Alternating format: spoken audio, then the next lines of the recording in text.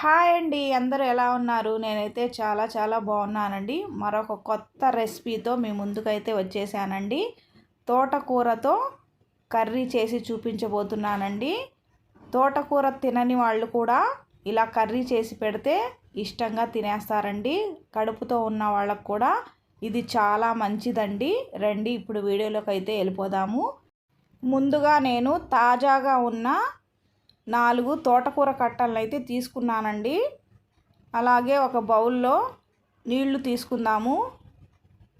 కొద్దిగా సాల్ట్ వేసుకుందాము. ఈ తోటకూర కట్టల్ని ఈ సాల్ట్ కలిపిన నీళ్ళల్లో వేసుకుంటే ఏమైనా క్రిములు కీటకాలు ఉన్నా కూడా పోతాయండి. తర్వాత తోటకూరని ఇలా సన్నగా కట్ చేసేసుకుందాము. కాడలతో సహా కట్ చేసుకోవాలండి. అప్పుడే ఈ కూర చాలా టేస్టీగా ఉంటుంది. ఇలా సన్నగా కట్ చేసేసుకున్న తర్వాత చూడండి, కాడలతో కట్ చేసేసుకొని పక్కన పెట్టేసుకుందాము. ఒక బౌల్ పెట్టేసుకొని 2-3 టీ స్పూన్ల ఆయిల్ వేసుకుందామండి. ఆయిల్ వేడెక్కిన తర్వాత తాలింపు గింజల్ని వేసేసుకుందాము.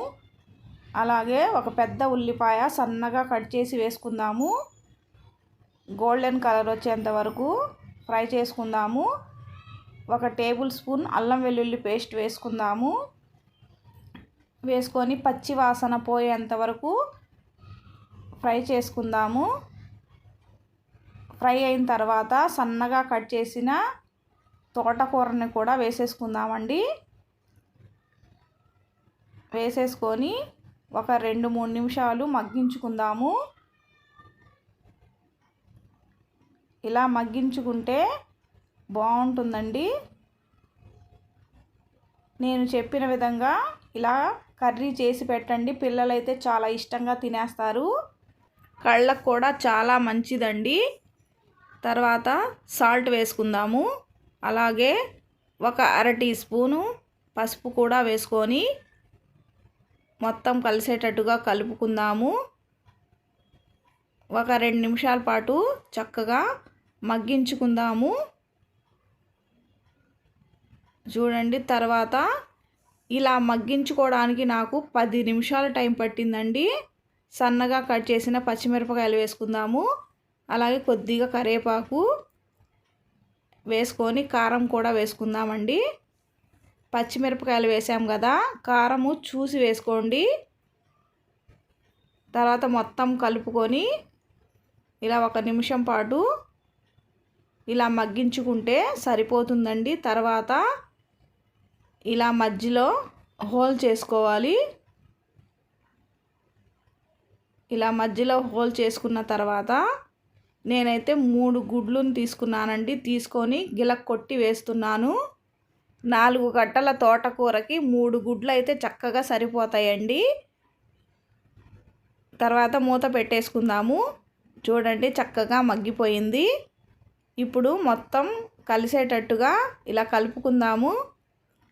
ఈ తోటకూర గుడ్డు ఫ్రై అయితే చాలా బాగుంటుందండి. చపాతీల్లోకి పులకాల్లోకి అయితే చాలా టేస్టీగా ఉంటుంది. చూడండి, తోటకూర గుడ్డు రెడీ అయిపోయింది. తోటకూర తినని వాళ్ళు కూడా ఇలా చేసి పెడితే చాలా ఇష్టంగా తింటారు. 1 నిమిషం పాటు ఇలా మగ్గించుకుందాము. సర్వింగ్ ప్లేట్లోకి అయితే తీసేసుకుందామండి. చూడండి, కడుపుతో ఉన్న వాళ్ళైతే ఇది తింటే చక్కగా కళ్ళు కూడా బాగా కనిపిస్తాయండి. చాలా హెల్దీ అండి. మీరు కూడా మీ ఇంట్లో ఒకసారి ట్రై చేయండి. ఎలా వచ్చిందో కామెంట్ చేయండి. చూడండి, కొత్త వారైతే నా ఛానల్ని సబ్స్క్రైబ్ చేసుకోండి. వేడి అన్నంలోకి అయితే చాలా చాలా బాగుంటుంది. తోటకూర అస్సలు తినని వాళ్ళు ఇలా కర్రీ చేసుకొని తింటే అన్నం ఎక్కువగా తినేస్తారండి. తక్కువ తినేవాళ్ళు కూడా ఎక్కువగా తినేస్తారు. ఈ వీడియో కనుక మీకు నచ్చినట్లయితే లైక్ చేయండి, షేర్ చేయండి, కామెంట్ చేయండి, హైప్ చేయండి. మరో కొత్త వీడియోతో కలుసుకుందాం ఫ్రెండ్స్. బాయ్.